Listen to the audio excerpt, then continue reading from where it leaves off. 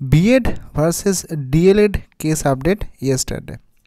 গতকালে একটি আপডেট উঠে এসেছে, যদিও প্রশ্ন আসতে পারে যে লাস্ট ইয়ার 11ই আগস্ট 2023-এ যখন বিএড ভার্সেস ডিএলএডের একটা ফাইনাল জাজমেন্ট অলরেডি চলে এসেছিল, যেখানে বলা হয়েছিল যে এরপর থেকে কোনো বিএড ক্যান্ডিডেট টেটের জন্য কিন্তু এলিজিবল নয়। তারপর একটা প্রশ্ন আসবে, হঠাৎ করে কিন্তু এই ক্লিয়ারিফিকেশন কেন, আবার কিসের কেস আপডেট?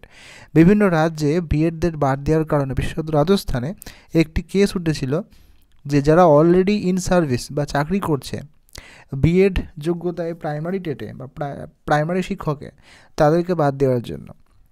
এবং অবশেষে গতকাল কিন্তু একটা ফাইনাল জাজমেন্ট এসেছে সুপ্রিম কোর্টে, এবং সেই ফাইনাল জাজমেন্টে এটাই দেখা গেছে যে 11ই আগস্ট 2023-এর আগে যে সমস্ত বিএড ক্যান্ডিডেটরা টেট পাস করে, সে যে রাজ্যেই হোক, বর্তমানে চাকরিরত, তাদের কিন্তু কোনোরকমভাবেই আর চাকরি যাবে না।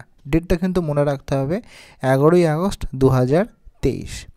এখন যেহেতু 11ই আগস্ট 2023-এর আগে যারা বিএড ক্যান্ডিডেট 2022-এর টেট কিন্তু পাস করেছিল আমাদের রাজ্যে, তাদের কি হবে? এটুকুই আপডেট আসছে, যারা অলরেডি চাকরি পেয়ে গেছে তাদের তো অসুবিধা নেই, কিন্তু 2022 টেট প্রার্থীদের কিন্তু এখনও পর্যন্ত, সেটা ডিএলএড হোক বা বিএড হোক, তাদের কিন্তু এখনও ইন্টারভিউ প্রসেস বা রিক্রুটমেন্ট প্রসেস কিন্তু এখনও শুরু হয়নি। তাই এটুকুই আপডেট পাওয়া যাচ্ছে, তারাও কিন্তু এলিজিবল নয়।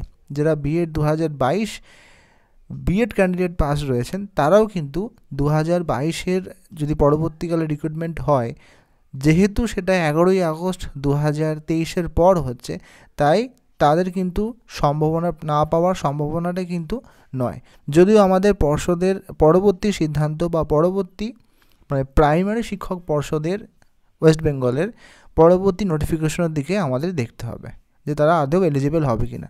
বাট যেটুকু আপডেট, যারা টেট 2022 বিএড ক্যান্ডিডেট রয়েছে, তারা কিন্তু পরবর্তীকালের রিক্রুটমেন্ট প্রসেসে অংশগ্রহণ করতে পারবেন না, যেহেতু ডেটটা 2023-এর 11ই আগস্টের পর। তার আগে হলে হয়তো সেটা হতে পারত। ভিডিওটা ইনফরমেটিভ মনে হলে অবশ্যই লাইক করবেন এবং সাবস্ক্রাইব করতে ভুলবেন না। Thank you.